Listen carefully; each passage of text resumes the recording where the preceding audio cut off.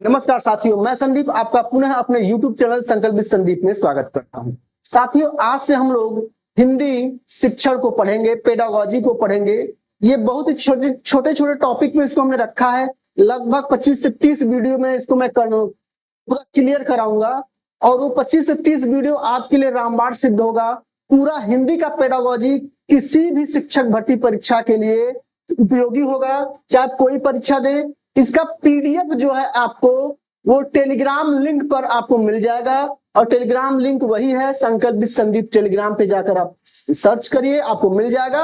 हालांकि मैं description box में भी टेलीग्राम का लिंक डाल दूंगा। तो आज से हम लोग इसको शुरू करेंगे साथियों। आइए देखते हैं क्या है भाषा। हम लोग भाषा शिक्षण को पढ़ेंगे। किसको पढ़ने वाले हैं? भाषा शिक्षण को पढ़ने वाले हैं, पेडागोजी को पढ़ने वाले हैं। साथियों, भाषा होता क्या है? अगर बात करें भाषा है क्या, एक साधारण सा प्रश्न अगर आपसे पूछा जाए कि भाषा है क्या, तो आपको बता दें भाषा वह साधन है जिसके माध्यम से हम अपने विचारों, भावों, अभिव्यक्तियों को दूसरों तक पहुंचाते हैं या दूसरे के भाव, अभिव्यक्ति, विचारों को हम अपने में लेते हैं, उसको समझते हैं। धरती पर सभी जीवों में लगभग कोई ना कोई भाषा जरूर है। जितने जीव हैं सब में कोई न कोई भाषा जरूर है और सबकी अपनी अपनी बोलियां हैं, अपने तरीके से भाषा को समझने के तरीके हैं। उसी पर हम लोग भाषा की विशेषताओं को पढ़ेंगे कि भाषा की क्या क्या विशेषताएं हैं। ध्यान दीजिएगा, इसमें भाषा की विशेषताओं को हम लोग पढ़ेंगे। पहला, भाषा अर्जित संपत्ति है, पैतृक नहीं।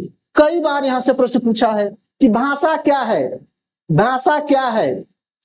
पैतृक है या आनुवंशिक है? ऐसे दे दे, पैतृक की जगह आनुवंशिक दे देगा साथियों। अब ध्यान दीजिएगा, या पूछ देगा जन्मजात है, जन्मजात है, या दे देगा अर्जित है, या देगा अर्जित है। यानी कि अलग अलग मनोवैज्ञानिकों ने अलग अलग तरीके से बताया है। लेकिन जब आप हिंदी भाषा शिक्षण की बात करेंगे, जब आप पेडागोजी की बात करेंगे, तब आप वहां पर यही कहेंगे कि भाषा क्या है? अर्जित संपत्ति है। भाषा को हम प्राप्त करते हैं, भाषा जन्मजात नहीं है। क्यों नहीं है? उसके पीछे का एक छोटा सा कारण है कि आप देखते होंगे, आप भले हिंदी बोलते हैं, लेकिन अगर आपके बच्चे का जन्म एक बांग्ला भाषी क्षेत्र में होता है तो बच्चा जो है अन्य लोगों की भाषा को सुनकर बड़े आसानी से बिना कभी पढ़े बांग्ला भाषा को बोलने लगता है। तो ये व्यवहारिक है, आपका अर्जित संपत्ति नहीं है। इस बात को ध्यान दीजिएगा, ये व्यवहारिक में आएगा आपका, न कि आपका अर्जित में आएगा, सॉरी पैतृक में आएगा। ये अर्जित, हम इसको सीखते हैं। अर्जन का मतलब क्या है? सीखना। अर्जन का मतलब क्या है? सीखना। इस बात को समझ लीजिएगा, भाषा हम सीखते हैं, जो सुनते हैं वही भाषा हम बोलने लगते हैं, सीखते हैं। दूसरा है, भाषा एक सामाजिक प्रक्रिया है। भाषा क्या है? एक सामाजिक प्रक्रिया है। अभी हमने बताया कि हम जिस समाज में रहते हैं उसी समाज की भाषा को हम सीख जाते हैं बिना किसी कठिनाई के। ठीक, भाषा अनुकरण जन्य प्रक्रिया है। बिल्कुल, हम भाषा को अनुकरण के माध्यम से, इन नकल के माध्यम से सीखते हैं। हम अगर सुनते देखते क्या है, भाषा को सीख जाते हैं। भाषा परंपरागत है। परंपरागत का क्या मतलब है? कि यह व्यक्ति अर्जन कर सकता है। आप भाषा अर्जन कर सकते हैं, सीख सकते हैं, लेकिन उसे उत्पन्न नहीं कर सकते। ये मोस्ट इंपॉर्टेंट है। यही से पूछ देगा भाषा आप उत्पन्न कर सकते हैं। अब लोग फंस जाएंगे कि हम भाषा बोल रहे हैं तो इसका मतलब है कि हम उत्पन्न कर रहे हैं। बिल्कुल नहीं। भाषा जो है व्यक्ति अर्जन कर सकता है लेकिन उत्पन्न नहीं कर सकता है। आप बिना कोई भाषा सुने बोल दीजिए, बोल लेंगे, उत्पत्ति कर लेंगे? नहीं कर पाएंगे। कहने का मतलब क्या है कि भाई मैं भाषा, आप बंगाली नहीं जानते या उर्दू नहीं जानते, कभी सुने ही नहीं है। अब मैं आपसे कहूं कि चलिए उर्दू पढ़िए, उर्दू में पढ़ लेंगे, नहीं ना पढ़ पाएंगे। तो वही कहने का मतलब है कि भाषा एक परंपरागत है। अगर आप सुने हैं, देखे हैं, पढ़े हैं, तभी बोल पाएंगे, सीखे हैं, अन्यथा आप नहीं कर पाएंगे साथियों। अगला है, भाषा सतत परिवर्तनशील प्रक्रिया है। ये भी इंपॉर्टेंट है। इन्हीं टॉपिक में से उठा के विकल्प बनाता है। ध्यान से सुनिएगा कि भाषा सतत परिवर्तनशील प्रक्रिया बिल्कुल है। क्यों? क्योंकि जब हम भाषा को सीखते हैं जिस परिवेश में जाते हैं वहां की भाषा को सीख लेते हैं, हमारी भाषा में क्या हो जाता है, परिवर्तन। अभी एक इंग्लैंड का बच्चा अंग्रेजी वहां का बोलता है, यहां आ जाएगा, हिंदी भाषा भाषी क्षेत्र में रहने लगेगा, तो वह क्या कर लेगा, वो उसकी भाषा परिवर्तित हो जाएगी, बदल जाएगी। भाषा परिवर्तनशील है। पूछेगा ये कथन सत्य है, तो बिल्कुल सत्य है। ठीक, भाषा का कोई अंतिम रूप नहीं है, बिल्कुल सही बात है कि भाषा का कोई अंतिम रूप नहीं है, ये बिल्कुल सत्य है। यहाँ पे लोग गड़बड़ी करते हैं कि भाषा का अंतिम रूप है। क्या है अंतिम रूप, बताइए ना। भाषा को कोई अंतिम रूप नहीं होता है, हर पग पग पे भाषाएं बदलती जा रही हैं, है ना। अगला, प्रत्येक भाषा की संरचना दूसरी भाषा से भिन्न होती है। बिल्कुल सही बात है कि हर भाषा की अपनी लिपि है, अपने बोलने के तरीके हैं, अपने सूझने समझने की बोलियां हैं वहां की, कोई क्षेत्रीय प्रभाव है, कोई राज्य प्रभाव है, स्टेट प्रभाव है, देश का प्रभाव है, विदेश का प्रभाव है। तो सबकी अपनी अपनी भाषा की एक विभिन्नता होती है। ठीक है, भाषा, ये मोस्ट इंपॉर्टेंट है, 8वां पॉइंट, भाषा कठिन से सरल की ओर चलती है। अक्सर बच्चे इसी में गलती करते हैं कि भाषा को क्या बोल देते हैं कि भाषा क्या है हमारी भैया, भाषा हमारी सरल है, सरल से कठिन की ओर जाती है। नहीं, भाषा कठिन से सरल की ओर जाती है। मैं आपसे कह दूं कि आपको अंग्रेजी बोलना है और आप भोजपुरी क्षेत्र के हैं, केवल भोजपुरी बोलना जानते हैं, तो बताइए अंग्रेजी सीखना आपके लिए कठिन होगा या सरल होगा, बताइए। सहज होगा, तो कठिन न होगा। तो वही बात है कि भाषा कठिन से सरल की ओर चलती है, न कि सरल से कठिन की ओर चलती है, इसको भी समझिएगा। भाषा सूक्ष्म, स्थूल से सूक्ष्म एवं संयोग से वियोग की ओर, ध्यान रखिएगा। स्थूल से यानी हम भाषा को सीखते ज्यादा हैं लेकिन उसका प्रयोग और बोलते कम है, ठीक है। तो स्थूल से सूक्ष्म की ओर है, संयोग से वियोग की ओर है, ये ध्यान रखिएगा। भाषा की ये विशेषता है, ये इंपॉर्टेंट है, सीटेट में पूछता है कि भाषा स्थूल से सूक्ष्म की ओर चलती है कि सूक्ष्म से स्थूल की ओर, स्थूल से सूक्ष्म की ओर। भाषा संयोगात्मक से वियोगात्मक चलती है कि वियोगात्मक से संयोगात्मक चलती है, तो भी आपके लिए समस्या होगा। प्रत्येक भाषा का एक मानक रूप होता है, इसी को आप ध्यान रखिएगा। यहाँ पे अभी टीईटी में भी पूछा था, मानक क्या है, मानक भाषा क्या है, तो ध्यान के प्रत्येक भाषा का एक मानक रूप होता है कि यही मानक हिंदी का है, यही देवनागरी लिपि है, यही शुद्ध है। तो इसको मानक, संभ्रांत, ध्यान रखिएगा, संभ्रांत दे देगा, श्रेष्ठ दे देगा, ठीक है। क्या दे देगा, श्रेष्ठ भाषा, क्या देगा, श्रेष्ठ भाषा, कुलीन भाषा। ये मानक का मतलब ये सब, कोई भी इसमें से शब्द आपको दे देगा।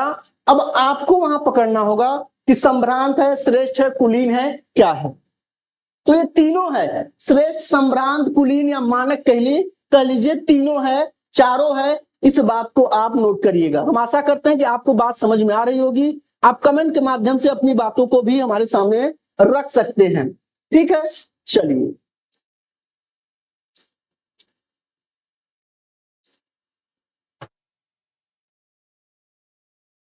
क्या है भाई कि भाषा सीखने की प्रक्रिया की बात करें, भाषा सीखने की प्रक्रिया की बात करें कि भाषा सीखने की प्रक्रिया की सबसे अच्छी परिभाषा किसकी है, तो लेनार्ड ब्लूमफील्ड की है। किसकी है, लेनार्ड ब्लूमफील्ड की है। ये भी ध्यान रखिएगा, लेनार्ड ब्लूमफील्ड की है। इनकी पुस्तक है outline guide for the practical study of foreign language. इसी में इन्होंने भाषा सीखने की प्रक्रिया को विस्तार से समझाया। ये वेरी इंपॉर्टेंट पुस्तक है, आप जान लीजिएगा। अगर आपसे पूछ दे कि यह पुस्तक किसकी है, तो ब्लूमफील्ड की है, ठीक है। आउटलाइन गाइड देख लीजिए फिर से, outline guide for the practical study for foreign languages sorry, भाषा सीखने की इस प्रक्रिया पर विस्तार से प्रभाव डाला। अब बात करते हैं कि भाषा सीखने में क्या क्या महत्वपूर्ण होता है। पहला है कि आप किसी भाषा को तब भी सीख पाएंगे जब आपके अंदर उसके सीखने के लिए उत्साह हो, जिज्ञासा हो, इच्छा हो। अगर आपको इच्छा नहीं है तो आप कोई भी भाषा नहीं सीख पाएंगे। अनुकरण सर्वाधिक, सबसे ज्यादा दे देगा, 4 ऑप्शन, एक और कोई ऑप्शन दे देगा, यही कहेगा कि सबसे ज्यादा बालक या व्यक्ति भाषा को किस रूप में सीखता है, तो सबसे अधिक जो है बालक अनुकरण के द्वारा सीखता है। स्वामी विवेकानंद जब इंग्लैंड गए सम्मेलन में, तो आपको बता दें कि वहां पर अंग्रेजों द्वारा सुन लिया उन्होंने, और सुन के उनके भाषाओं को सीख लिया।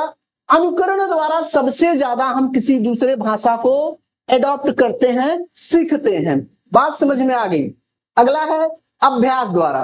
अभ्यास या पुनरावृत्ति के द्वारा भी हम भाषा को सीखते हैं। भाई कोई कोई लोग जब टूरिज्म का काम करते हैं तो उनको भाषा सिखाया जाता है, वो गाइड का काम करते हैं, तो कई भाषाओं को सीखते हैं, उसका अभ्यास करते हैं, उसकी पुनरावृत्ति करते हैं। चलिए अब भाषा के विविध रूप की बात करें तो भाषा का विविध रूप क्या है? पहला है मातृभाषा।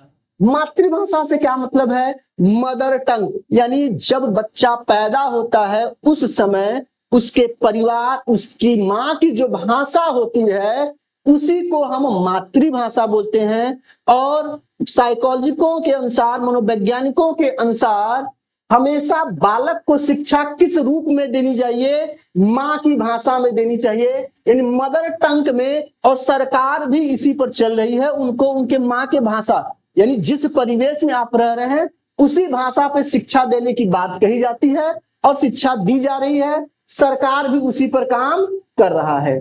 ठीक है, चलिए आगे है बोली। बोली क्या है भाई? बोली का क्या मतलब होता है? यह किसी भाषा की उपबोली होती है। ध्यान रखिए, यह किसी भाषा की उपबोली है। इसमें व्याकरणिक रूप, उच्चारण, लिंग, वचन, वाक्य का क्या होता है, इसमें भी वही सब चीज पाए जाते हैं। लेकिन यह बोली जो होती है, ये भाषा की भाषा की उपभाषा को हम बोली कहते हैं। भाषा की कोई भाषा है जैसे हिंदी, हिंदी की 5 उपबोलियां हैं, पश्चिमी हिंदी, पूर्वी हिंदी, तो ये क्या है? उपभाषा है। और उन उपभाषाओं की बोली भी है, जैसे मगही हो गया, भोजपुरी हो गया, ये बोली है भाई। पूर्वी में बोली है, पश्चिमी में बोली है, यहां ये चीज है। ठीक है, प्रादेशिक भाषा का क्या मतलब है? यह किसी विशेष प्रांत, प्रदेश या क्षेत्र की भाषा। यह किसी प्रदेश, प्रांत या विस्तृत भूभाग में निवास करने वाले वहां के अधिकांश, बहुत पानी होगा सर, वहां के अधिकांश लोगों की भाषा है। इसमें साहित्य और लिपियां होती हैं, यानी किसी एक प्रदेश, जैसे आप महाराष्ट्र में चले जाइए, महाराष्ट्र में वहां की बोली क्या है? वहां की भाषा क्या है? मराठी। लेकिन ऐसा नहीं कि वहां हिंदी नहीं बोलते, वहां हिंदी में, लेकिन वहां की एक प्रादेशिक भाषा है, और वह प्रादेशिक भाषा क्या है? मराठी है। और मराठी की अपनी साहित्य और लिपि भी है, यह भी जानिएगा।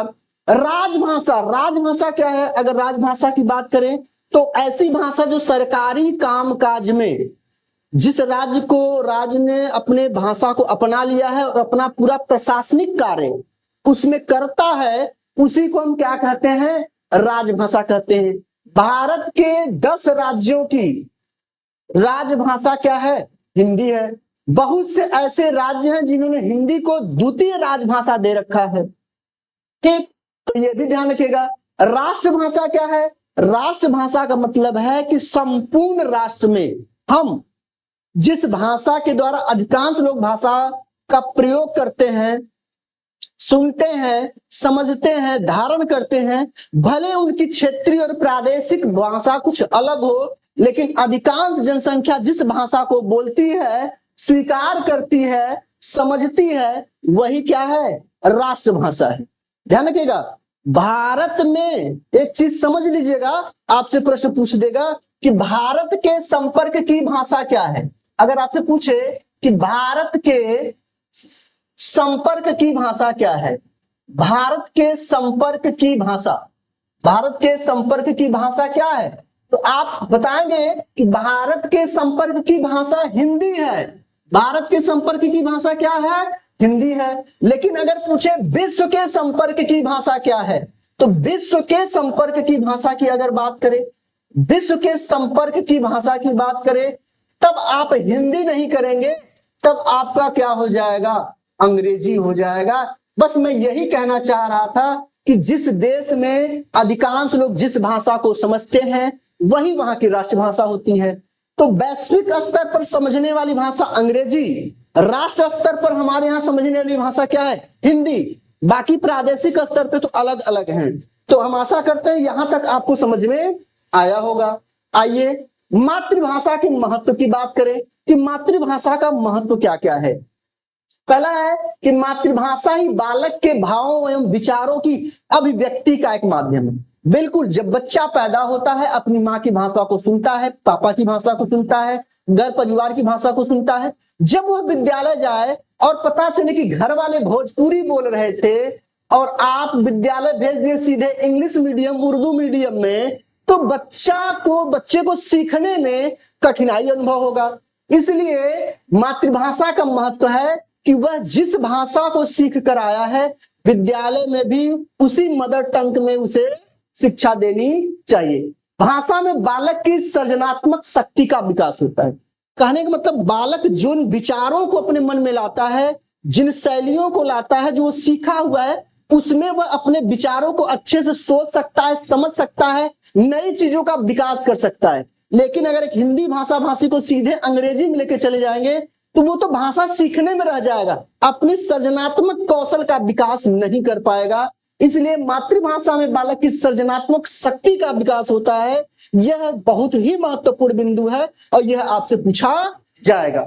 मातृभाषा में ही भाव और विचार उत्पन्न होते हैं। मैंने अभी कहा हम कितनों अंग्रेजी पढ़ लें, कितनों उर्दू पढ़ लें, लेकिन जब विचार करते हैं, सोचते हैं, तो हमेशा मदर टंग में ही सोचते हैं कि यार ऐसे नहीं भल हल, वहां उससे बलल। हाँ, किसी के सामने बोलना होगा तो भले हम अपनी भाषा को बदल लेंगे, लेकिन जो विचार होता है, जो हमारे मस्तिष्क में, हमारे मन में जो उभरते हैं, वह मातृभाषा में उभरते हैं।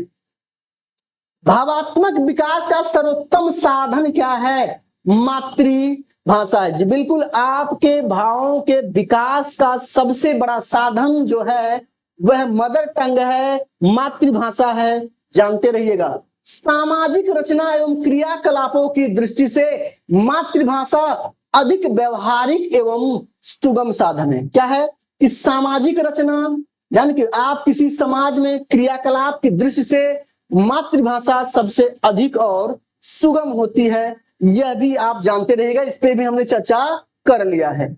मातृभाषा के उद्देश्य क्या है? मातृभाषा शिक्षण के उद्देश्य की बात करें तो किसी भी विषय के शिक्षण उद्देश्य निर्धारित करते समय उसकी प्रकृति, उसका स्वरूप और जीवन में उसके उपयोग पर बल देना चाहिए। कहने का क्या मतलब है?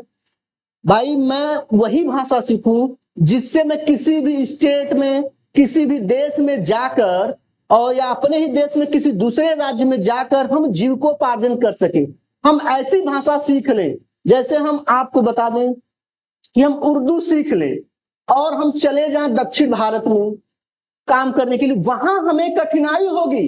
तो मातृभाषा का यही उद्देश्य है कि मातृभाषा वही हो, मातृभाषा वही हो।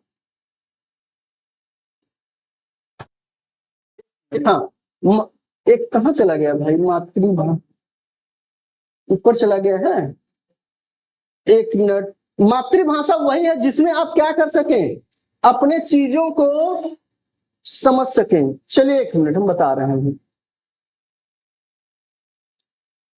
हमें लगता है कहीं से डिलीट हो गया है, क्या लग रहा है? ठीक है, चलिए ठीक है, हम उसको बता रहे हैं कि वह क्या हो, मातृभाषा कैसी हो। मातृभाषा हमारी ऐसी हो कि उसका उपयोग हम भारत के किसी भी कोने में कर सकें। अगला, मातृभाषा का उद्देश्य महत्व क्या है कि आप अपने विचारों को, अपनी भावनाओं को दूसरे के सामने बड़े आसानी से, सहजता से अपनी बात को समझा सके। तीसरा क्या है कि आपको दूसरे की भाषा समझने में कठिनाई न हो, व्यवसाय में कोई दिक्कत न हो, है ना, आपकी पढ़ाई में दिक्कत न हो, आप अपने समाज को उसमें संचालित कर सकें, अपने भाषा के माध्यम से लोगों को प्रभावित कर सकें। ये सभी उद्देश्य जो हैं उसी के होते हैं। दूसरा उद्देश्य की अगर हम बात करें तो दूसरे उद्देश्य में कौशलात्मक और बोधात्मक आएगा। कौशलात्मक और बोधात्मक में क्या है कि सुनकर अर्थ ग्रहण करने की क्षमता। भाई, जब हमें कोई चीज मातृभाषा में सिखाई जाएगी तो हम सुनकर उसके अर्थ को ग्रहण कर लेते हैं। यही हमारी क्या है, मातृभाषा। भाई किसी दूसरे भाषा में है, हम जानते ही नहीं तो उसका अर्थ ही हम ग्रहण नहीं कर पाएंगे। गद्य या पद्य पढ़कर अर्थ ग्रहण करने की यह भी आसान है, कोई दिक्कत नहीं। शुद्ध एवं स्पष्ट वाचन कर सकते हैं, यह भी ठीक है। बोलकर तथा लिखकर अपने भावों को, अभी मैंने कहा यही सब होंगे, इसमें कुछ नहीं है। रचनात्मक आप जान लीजिएगा, रचनात्मक में क्या है, साहित्य का रसास्वादन, सामान्य समालोचना की योग्यता प्रदान करना। भाई रचनात्मक समीक्षा में क्या होगा, आप साहित्य का रसास्वादन कर सकें, सामान्य उसका समालोचना करने की आपके अंदर क्या हो, योग्यता हो। अब बात करते हैं सृजनात्मकता। सृजनात्मकता का क्या मतलब है कि अगर आप कोई चीज नवीन या मौलिक निर्माण करते हैं, क्या है, नवीन या मौलिक चीजों का जब आप निर्माण करेंगे, वही रचना करेंगे, उसी को क्या कहते हैं, सृजनात्मकता कहते हैं। रचनात्मक कार्य में मौलिकता लाना, भाषा कौशलों में मौलिकता लाना, यही क्या है, सृजनात्मक है। यह भी आसान है, कोई दिक्कत नहीं। अभिवृत्त्यात्मक में क्या है भाई, अभिवृत्त्यात्मक उद्देश्य में क्या है कि आप भाषा साहित्य में रुचि लें।